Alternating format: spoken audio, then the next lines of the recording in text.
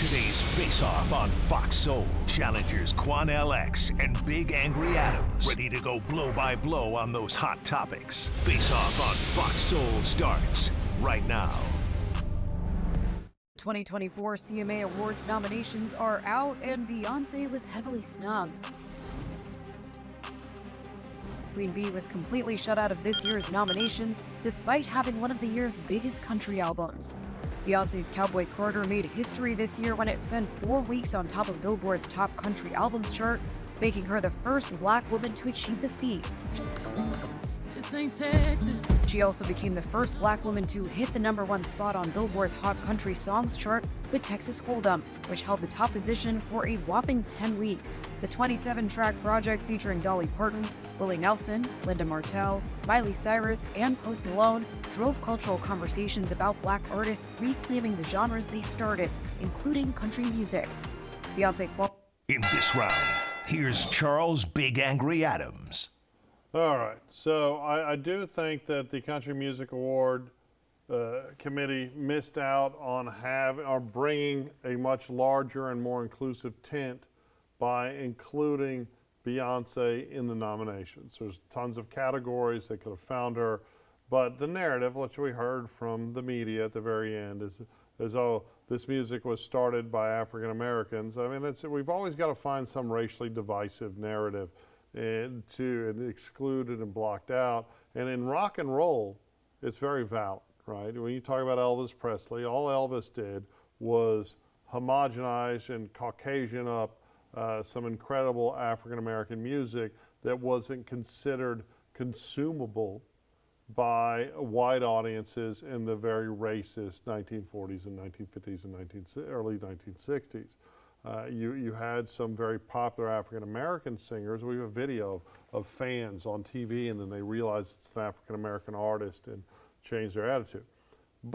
So I think it's ludicrous to suggest that she's reclaiming country music, because it's clearly music dominated from the Deep South, created by white people.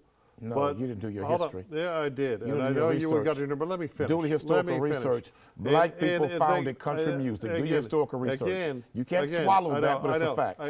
Yes, according to Quadell, white people factual research. Invented nothing. Just do a simple Google search. Oh, I've done it. But when you talk about the CMAs, they did nominate Shabuzi, who was incredibly talented. He had some nominations. So the argument that this was just purely racial it could be made, but on the flip side, I am a fan of Beyonce. I think she's had some incredible, wonderful work, starting from when she was a teenager here in Houston, moving on. I prefer the Destiny's Child stuff to her solo stuff, but it's all really incredible. This album, however, I wanted to like it, right? Because I like country music, and I wanted, I like rap music the most, but it's right up there. I wanted to love this album. And it's like, it's bad pop music. It's like fingernails on a chalkboard. It seemed like her vision of country music was to just do the music that she does so well, poorly, right? I can't hear Texas Hold'em. I can't listen. It's just a horrible song. And then the possibility exists that instead of saying, hey, this is racism, this was not including black people and what they created, because clearly Shabuzi has gone off the charts, right? He's incredible, right? Maybe it's just that the people on the committee felt like I did and felt like this wasn't her best album and it just wasn't that good. And so the racist rednecks on that country music selection committee obviously wanted to send a message. Let me talk about that. Okay. They wanted to send a message, because show me another white country female who had a #1 song on the country Billboard charts for 10 weeks straight and gets nominated for nothing. But you like that Show song. me another country song, white female artist that sold as many albums as she sold, had as many hits as Beyonce had, and yet the CMA totally discarded that white female artist like they just did our sister Beyonce. They want to send a message to Beyonce and to other African American artists. Don't you dare think we're gonna let you cross over whenever you choose to into our genre of music, when if they did a simple in-depth search, they will see that the origins of your country music is black people. And so at the end of the day, this was wrong. It was disrespectful, but they really sent the message not to just our beautiful Queen Bee. They attempted to send a message to all of us and their own fan base that we're not going to let these Negroes come into our business and come in our genre and our industry and take over nothing. That's what they're saying. So you're saying the fact that she's a crossover artist was the problem. Elvis was too. No, but hold on. Elvis Presley was a crossover artist. You can't say the same committee that nominated Shabuzi in a few categories, a black man, right, who's not a crossover artist. He's always been a country artist. He's very, very country music. And right? I just said you will not be allowed to cross over into our genre and think you're going to take over nothing. So take what I'm saying in proper context and debate the issue. Hold on. It's funny that you suggest that I'm the one that wants to take out the context. So you think it's the issue is not that she's a black woman, that is the issue, but that she's a pop that star. That she's a black pop star that wanted to cross over into their genre, and they don't want to accept it.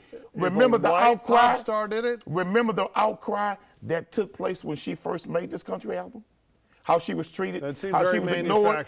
And in fact, many country stations refused to even play the song. It's not country music. Refused to even play the song. But those same stations. Who the hell are you and anybody else to say it's not country music? But because it's not, right? It's just slow down pop music. But so Shabuzi never had any barriers. Right, his song was on the radio all the time. But he always catered to that specific side of the fence. Beyonce attempted to cross over like many white artists have been allowed to do. Actually, typically the crossover, if you study music history. A lot of black folks cross over too. This is true. We're seeing Post Malone. Like Lionel Richie. No, that's not what I was saying. You assume Tina Turner. Typically, the crossover is the other way. Right, where you see Taylor Swift start with country and move to pop, where you see Dolly Parton start with country and move to pop, where you see the and they're allowed to do it without any problems. Well, actually, there historically has been a lot of pushback on that from pop radio stations, right? And then of course you have famously when the Dixie Chicks took a stand against the war in Iraq, a very appropriate stand. And they got canceled on country radio. And that was political.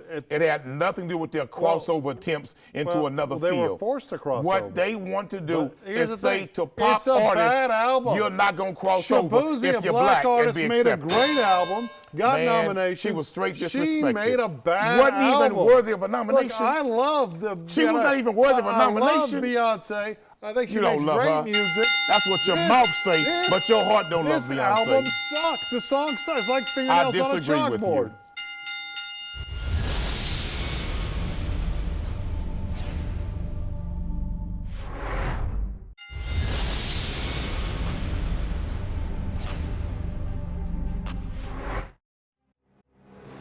They allowed another adult to beat a student with a belt. Asia Gaines, the boy's mother, is seeking justice in federal court. She says the Chicago Board of Education must answer for her son's pain and ongoing trauma. The civil suit says teacher Kristen Haynes allowed Juanita Tyler to beat then 9-year-old JC.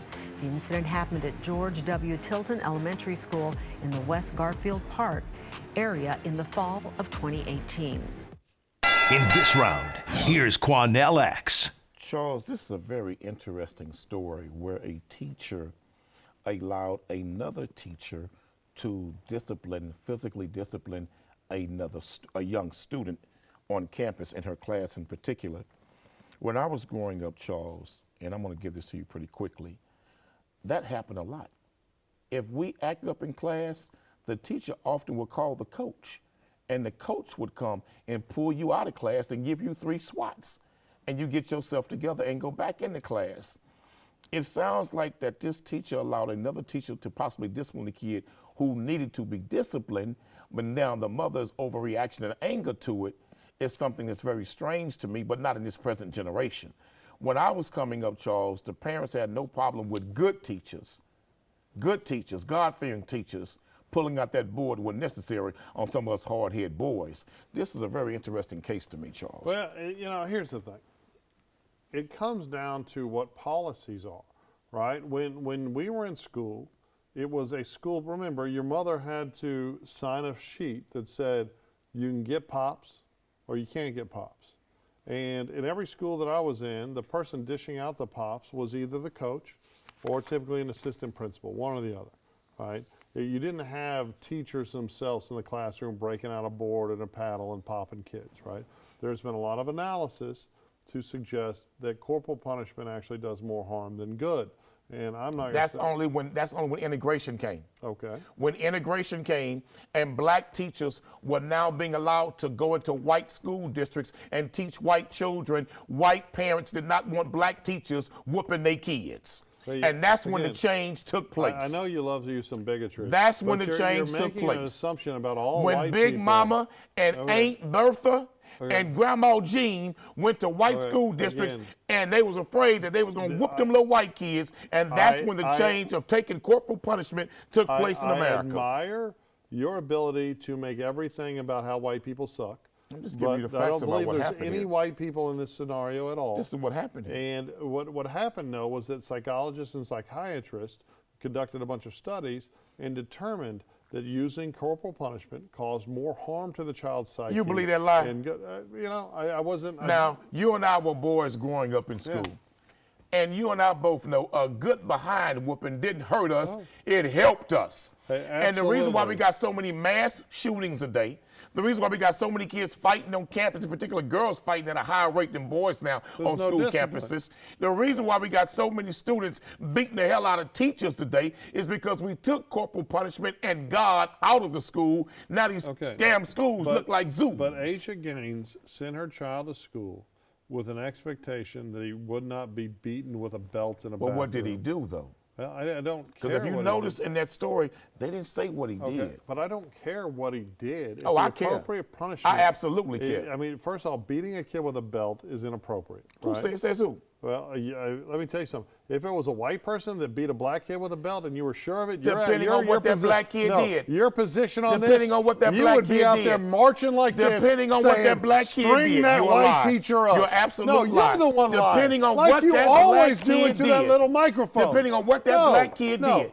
If you notice in this story, they're not saying what he did. If it was a black, 9-year-old black student and a white teacher took him in a bathroom and beat him with a belt, you would be liking it to slave beating, what and that you would be losing your mind. Black kid did. Let me tell you something, Charles. You would be out there in the streets I have seen videos, leading a march. I've seen videos where a 9 and 10-year-old kid walk up to a teacher and slap the hell out of them just for saying, sit down in your seat. I've watched young children on these videos now on the social media tell a teacher, kiss my ASS, and they're in elementary school. When I was growing up, if I would have told any teacher to kiss my ASS, I'd have got my butt whooped at school. And when they called my grandmama and told my grandmama what I said and what came out my mouth, my grandmother would have came to the school and whooped my ass all the way home. And when I got home, got another whooping. And I absolutely so that's the problem. That. We're not disciplining these kids anymore. And now the teachers are afraid of the kids. The principal's afraid of them. Administrators afraid of them. The coaches afraid of them. And the kids ain't afraid of no damn body. Because they ain't got no discipline and accountability. The scenario here was when a little 9-year-old kid was taken to the bathroom and beat with a belt. Everyone seems to agree that he was beaten with a belt by a teacher. And the truth is... You never had a belt put on your backside? Hey, I did. And I deserved it. It helped you. Well, and it might, but the thing is, as a parent, you have an expectation. Let me tell you something. And if you agree to spare the rod, spoil the child, the Bible says. I get that. But you're making all these assumptions. And we don't know what he did. Well, but let's say we need to find out what he did. Well, let's say he talked back in class. Would that be okay? Well, what kind of talk back did he do? Okay, so you would say just using your voice is okay to get him beat. If he used some absolutely derogatory profanity to address a teacher, the bathroom and the belt was absolutely appropriate. Okay. And when his daddy got to the school, they should have gave his daddy the bathroom access also. Because I'm going to tell you the problem is, I guarantee you. Well, the daddy's probably not involved. You better hear me. That's what I'm about to say to you. I know. You don't see the father saying too much. And I'm going to tell you something. If he's not a weak, sissified, punctified dad, watered down dad, a real sorry hypocrite dad, he would go to the school and whoop the kid himself if that child had conducted himself in a certain way that's completely inappropriate from the standards of the home that the child's been raised in. See, the truth is that Chicago public You school got too many system, weak daddies now letting these boys go to school and act a damn fool. schools. Chicago public school system has been failing kids for decades, right? They're not educating their students. I agree with you on that. There is no discipline. There is violence. It's run amok. We have no evidence that this probably in 3rd or 4th grade, this 9-year-old kid who was taken by another person and beat with a belt, that there's But I would like to know 2 things. But you're assuming the worst about this kid. What's the child's disciplinary history at that school? But And what did that child do? But you're saying, I would like to know what that child's disciplinary don't history you is, think teachers and should what did abide that by child rules? do? Yes. Okay, and if the rule is you can't beat a kid with a belt, which is the rule, They didn't beat then him. shouldn't you should be I held don't accountable? I don't think teacher beat him. You know, I The love it. teacher laid holy hands I love on it. him. I mean, we had this last The week. teacher laid holy hands we on had him. this same scenario The last teacher week. showed that boy some love. Where you were Some unaware discipline out of the love. race of the party. I promise you, if this was a white teacher beating up a black student, you'd be losing I your disagree mind. with you, Charles.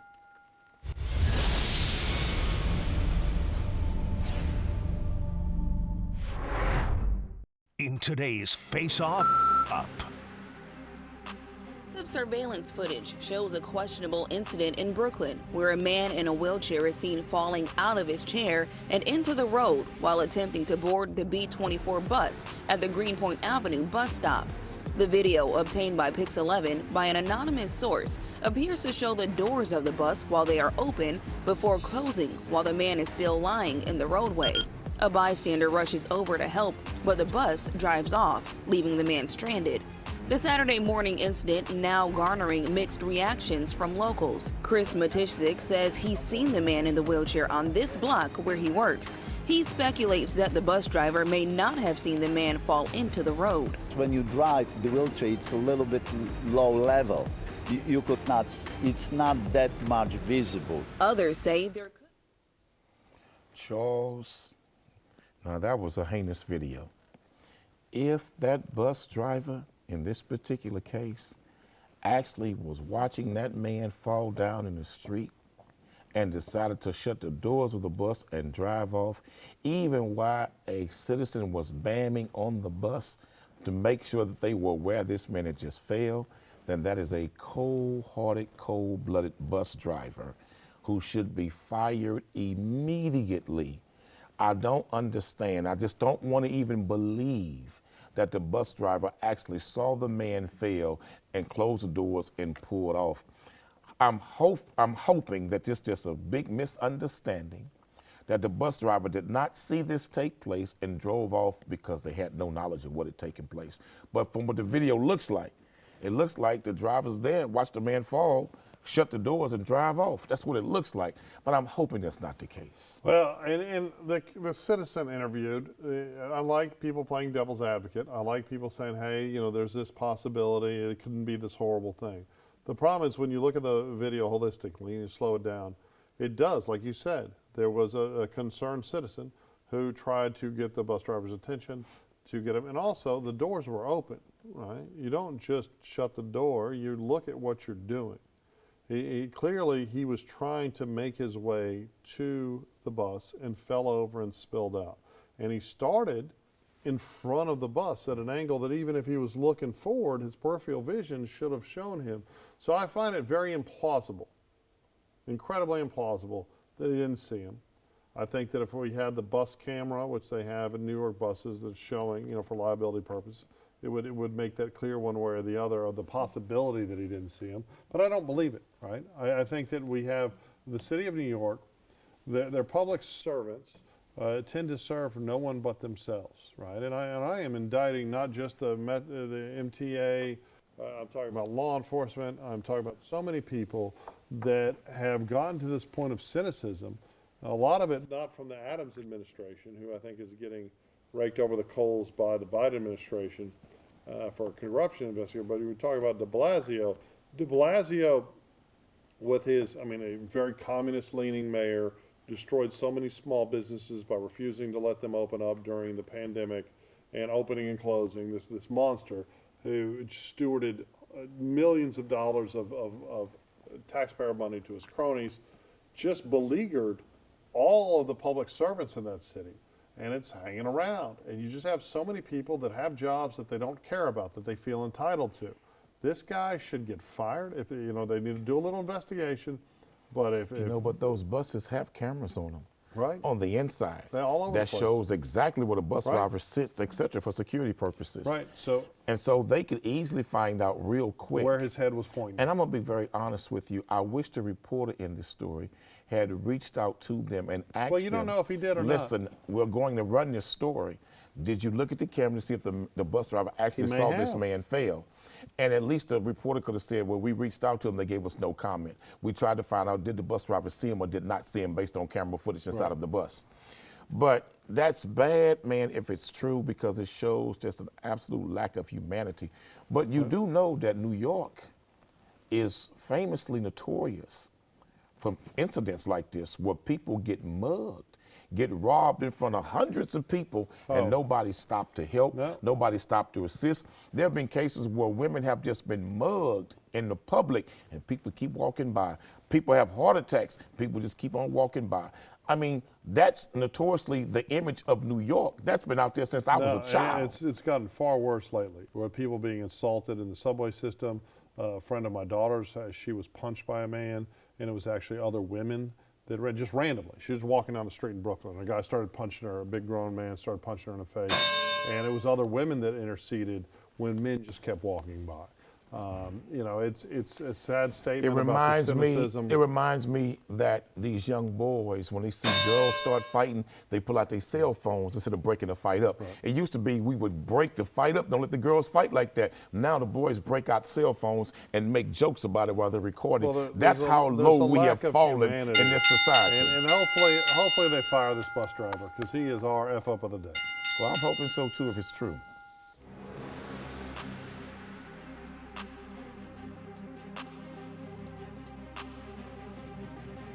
That's it for the Face Off on Fox Soul. We'll catch you next time.